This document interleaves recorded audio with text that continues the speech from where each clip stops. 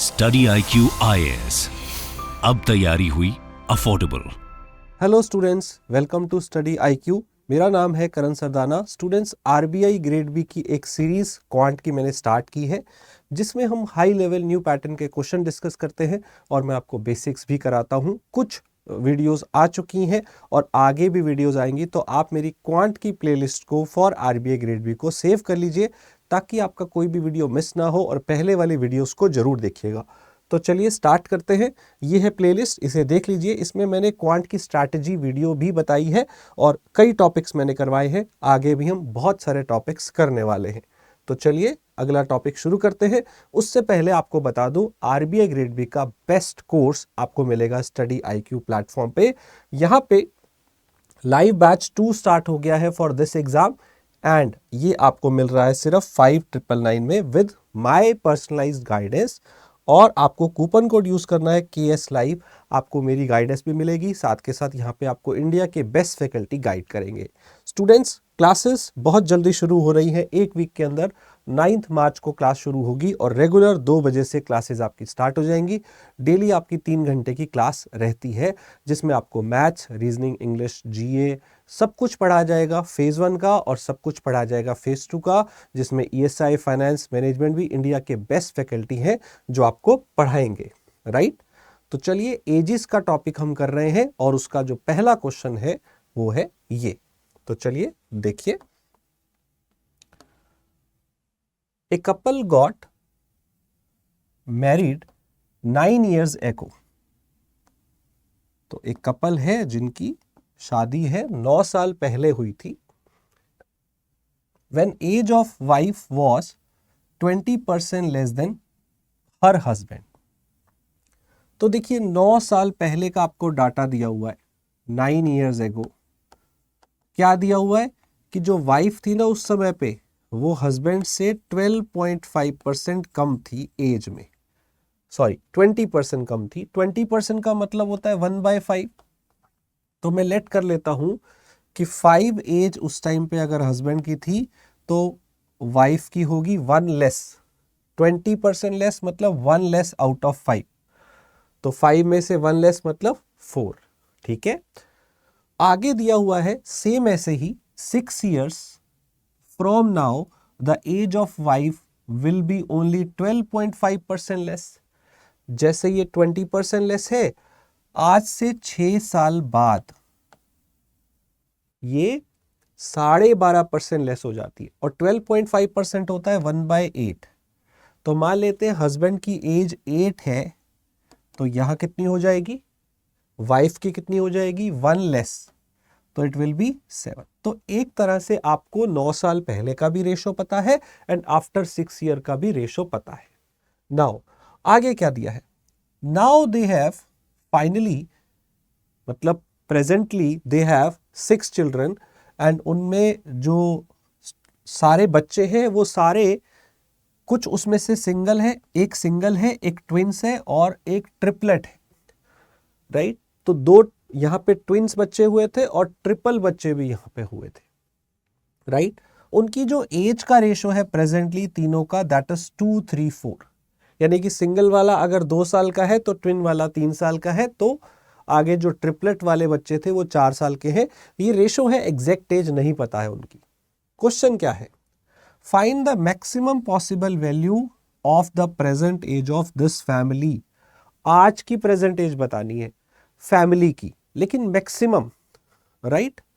तो चलिए देखते हैं कैसे करेंगे। सबसे पहले, अगर आपको 2 लोगों का रेशो कुछ साल पहले का दिया हो और कुछ साल बाद का दिया हो, जब ऐसा 2 रेशो मिल जाए, तो रेशो की डायरेक्ट ट्रिक से इसे हम करेंगे।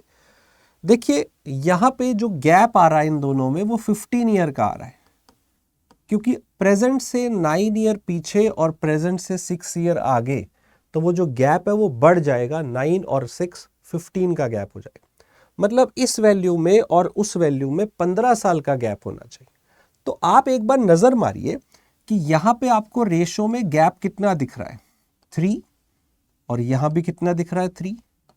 आपको दोनों में 3 ऐड होता दिख रहा है, लेकिन हम तो 15 साल बाद आगे की बात कर रहे थे।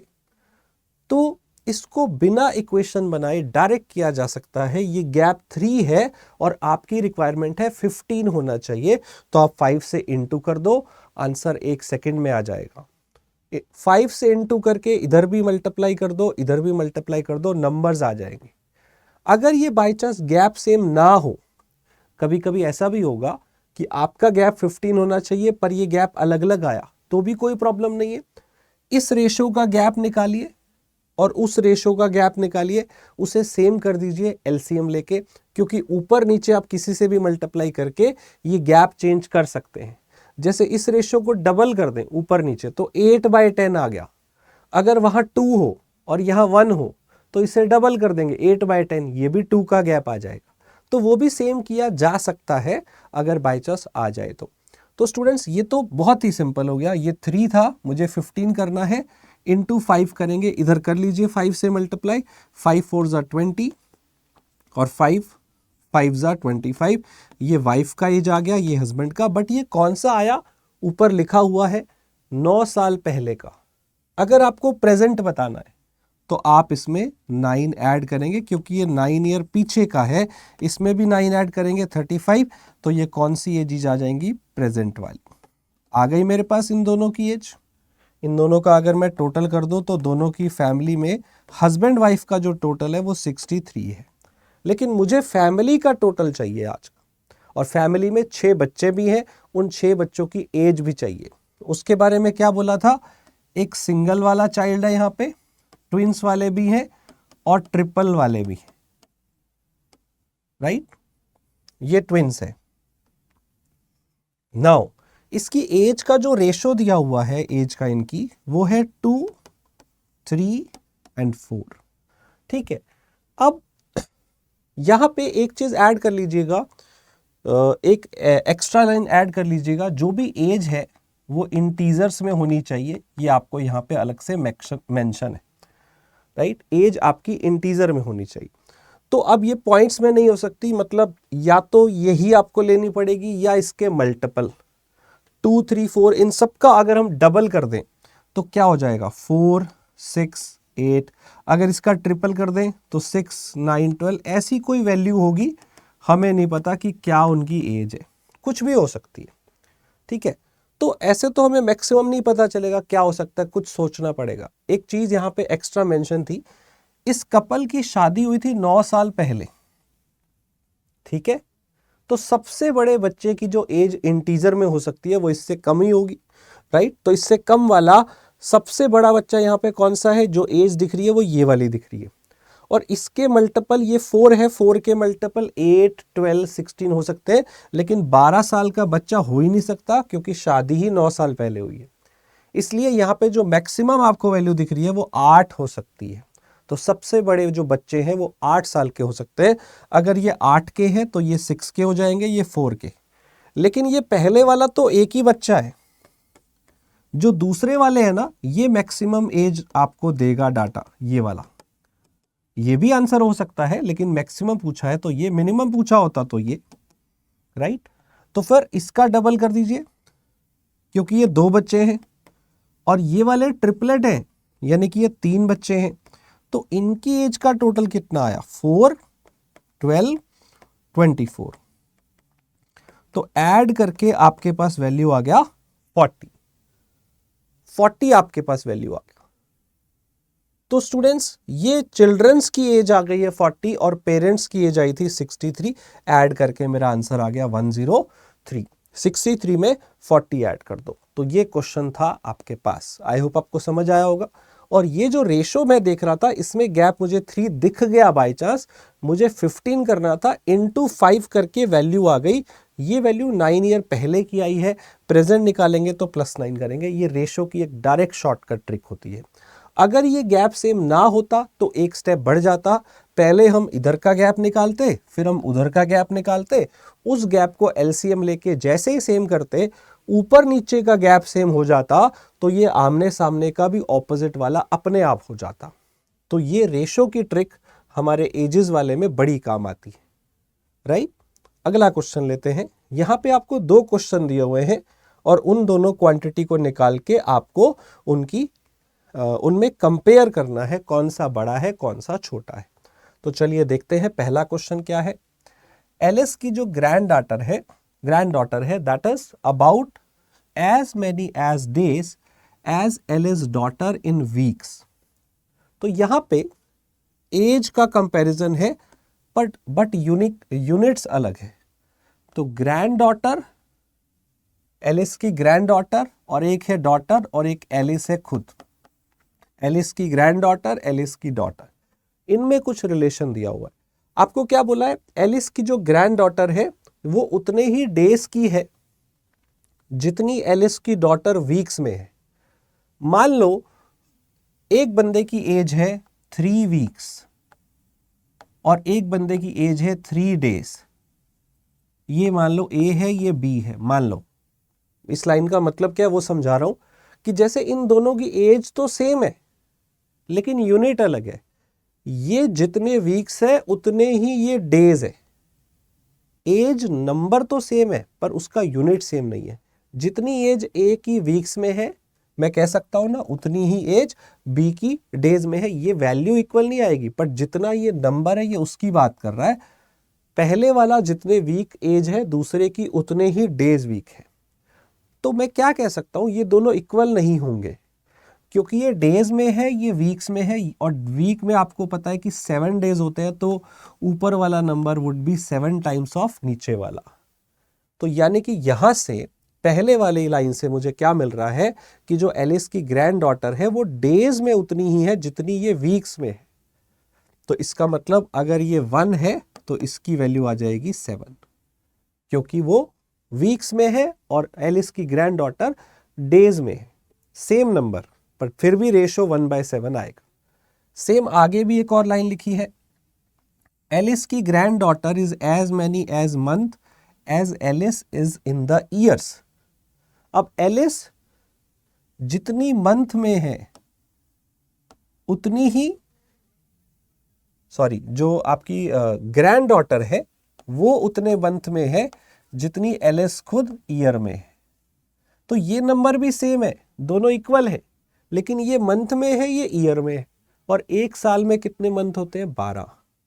तो इन दोनों का रेशो आ जाएगा 1:12 क्योंकि 1 ईयर में 12 मंथ होते हैं। ठीक है, तो मेरा रेशो क्या आया, 1, 7 एंड 12।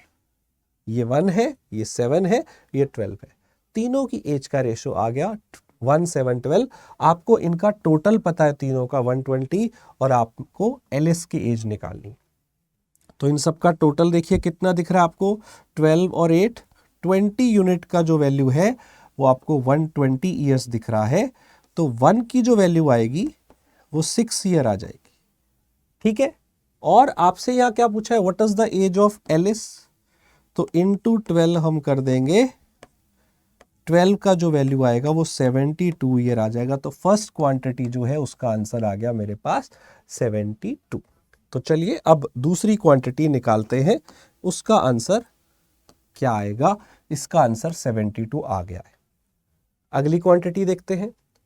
स्टूडेंट्स, जब भी क्वांटिटी वाले क्वेश्चन आएंगे पेपर में हमेशा एंड में करने हैं क्योंकि इसमें अगर 2 क्वांटिटी है दोनों सॉल्व करनी पड़ेगी। 3 क्वांटिटी आ गई, तीनों सॉल्व करनी पड़ेगी और फिर कंपेयर करना है। तो ये सबसे लेंदी प्रॉब्लम होती है मैथ्स में जो हमेशा एंड में करनी चाहिए। ऐसे ही केसलेट डीआई को भी एंड में करना चाहिए। चलिए अगला क्या है, when couple was married the average of their edges was 25। तो जब उनकी शादी हुई तो एवरेज एज कितना था, 25। जब उनका फर्स्ट चाइल्ड हुआ तो उनका एवरेज एज बिकम 18 ईयर। पहले बच्चे के बाद उनका एवरेज देखा गया तो 18 ईयर आया, और जब सेकेंड चाइल्ड के बाद सेम ऐसे ही एवरेज देखा गया तो 15 ईयर आया। आपसे पूछा है find the sum of age of couple. I hope समझ में आ गया होगा क्वेश्चन क्या है। तो इसमें कपल का जब शादी हुआ था उस टाइम पे एवरेज दिया हुआ था आपको 25, और कपल मतलब 2 लोग। तो अगर आप इसका एवरेज आपको पता है तो टोटल सम कितना हो जाएगा एज का, इनका मल्टीप्लाई कर देते हैं 2 और 25 को, 50 ईयर्स। ठीक है, अब पहले ये 2 लोग थे लेकिन अब यहाँ पे एक बच्चा और हो गया है फर्स्ट चाइल्ड हो गया, तो अब ये 3 हो गए मेंबर, और अब इनकी फैमिली का एवरेज हो गया है 18 ईयर, यहाँ पे दिया है। तो अब इनका टोटल कितना अगर निकालो तो 54। अगर आप ये गैप देखेंगे, ये कितना ईयर बढ़ रहा है, 4 ईयर बढ़ रहा है। अब ये 4 ईयर किस में बढ़ा होगा, अगर आप देखें जो थर्ड चाइल्ड है, जो ये फर्स्ट चाइल्ड है, ये तो जस्ट अभी हुआ है, तीसरा पर्सन, उसकी तो कोई एज अभी है नहीं, 0 है। तो ये जो एज बढ़ी है, ये किनकी बढ़ी है, ये कपल की बढ़ी है। ये नया पर्सन तो अभी आया है ना फैमिली में, तो इसकी जो एज इंक्रीज हुई है, ये किसकी हुई है, कपल की। और कपल की एज में टोटल कितना इंक्रीज हुआ है, 4, और कपल में कितने लोग हैं, 2। तो यानी कि मैं कह सकता हूं कि हर बंदा 2 साल बड़ा हुआ होगा, 2 ईयर्स, क्योंकि 4 बढ़ा है 2 पर्सन में, तो दोनों की एज कितनी बड़ी हुई होगी, 2 ईयर्स। मतलब क्या मैं कह सकता हूं कि ये जो फर्स्ट चाइल्ड है, ये 2 ईयर्स के बाद हुआ होगा, आफ्टर 2 ईयर्स। यहां पे जब उनकी शादी हुई थी तो उससे 2 साल के बाद ये हुआ होगा। सेम अगर आप आगे चलते हैं, ऐसे ही एक और जब चाइल्ड हो जाता है, सेकेंड बेबी बॉर्न होता है जब, तब फैमिली का एवरेज कितना हो जाता है, 15 ईयर। तो यहां पे अगर मैं टोटल निकालूं तो अब फैमिली का टोटल कितना हो गया है, 60 ईयर्स। अब बस ये गैप देखिए कितना बढ़ा, 6 ईयर। तो तरीका क्या है कि ये जो 6 ईयर है ना, ये 4 पर्सन की एज में नहीं बढ़ा है, ये पीछे वाले में बढ़ा होगा, बस ये आपने ध्यान रखना है, राइट। ये 64 पीछे, ये जो 6 आया, ये 3 पर्सन में बढ़ा होगा, तो हर बंदे की एज कितनी साल बड़ी हुई होगी, 2 साल। देखो फैमिली में अब 4 लोग हैं, लेकिन चौथे की एज तो 0 ही है ना, अभी भी जस्ट हुआ है वो। तो ये जो 6 बढ़ा है, ये इन लास्ट 3 पर्सन में की वजह से टोटल 6 बढ़ा है। तो हर एक बंदा कितना साल बड़ा हुआ होगा, ये भी 2 ईयर्स बड़ा हुआ होगा। मतलब इनका मैरिज के बाद फर्स्ट चाइल्ड 2 ईयर्स के बाद हुआ, और सेकेंड चाइल्ड भी 2 ईयर्स के बाद हुआ। अब मेरा क्वेश्चन क्या है, कपल का जो एज है उसका सम कितना होगा। तो कपल का एज का जो सम है, पहले कितना था, 50 था। अब 2 ईयर बाद दोनों की एज बढ़ेगी 2 ईयर्स, और अगले 2 ईयर के बाद भी दोनों की एज बढ़ेगी 2 ईयर। तो कपल का अगर मैं टोटल निकालूं, 4 + 4 यानी कि 58 ईयर्स आ जाएगा आफ्टर 4 ईयर्स, क्योंकि ये भी 4 साल बड़ा होगा, दूसरा बंदा भी 4 साल बड़ा होगा, राइट। जो पेरेंट्स है दोनों ही 4-4 साल ऐड होंगे, तो वो 8 साल सीधे भी आप ऐड कर सकते थे। Answer is 58। तो पहले का आंसर आया था 72, दूसरे का आया है 58, क्योंकि आफ्टर 4 ईयर्स पेरेंट्स दोनों 4-4 साल बड़े हो जाएंगे, उनका टोटल 8 ईयर्स बड़ा होगा। पहले 50 था और अब 8 बढ़ गया। या फिर आप एवरेज से भी निकाल सकते थे, पहले कपल का एवरेज 25 था, सो आफ्टर 4 ईयर्स 2 + 2 उनका जो टोटल है वो 29 हो जाएगा, सॉरी एवरेज, क्योंकि 2 ईयर्स ये 2 ईयर्स ये 4 साल बाद वो, अगर एवरेज उनका पहले 25 है तो आफ्टर 4 ईयर 29 हो गया, तो उनका एज का टोटल कितना आया, डबल कर दो 58। तो आप कह सकते हो कि जो फर्स्ट क्वांटिटी है वो सेकंड वाले से ग्रेटर है। तो स्टूडेंट्स आई होप ये आपको क्वेश्चन समझ में आया होगा। अब ये क्वेश्चन काफी इंटरेस्टिंग है, इसमें भी 2 क्वांटिटी है और आपको यहाँ पे 2 इनमें आपको रिलेशन बताना है, ग्रेटर है, लेस है, ग्रेटर देन इक्वल है, लेस देन इक्वल है, इक्वल है, और नो रिलेशन भी आंसर हो सकता है कई बार। स्टूडेंट्स ये नो रिलेशन कब होता है, जब आप क्वांटिटी को कंपेयर करें और उसमें दोनों ग्रेटर और लेस वाले साइन आ जाए, तो हमारा नो रिलेशन होता है। जब बड़ा भी आ जाए छोटा भी आ जाए तो नो रिलेशन लगाना होता है। तो अब ये दोनों क्वेश्चन आपने करने हैं, काफी इंटरेस्टिंग क्वेश्चन है ये।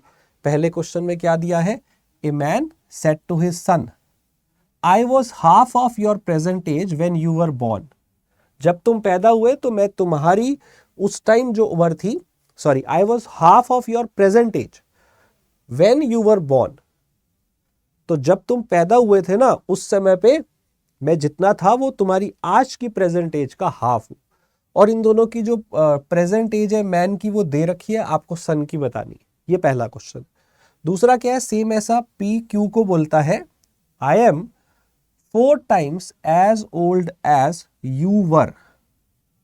आई am 4 times as old as you were when I was as old as you.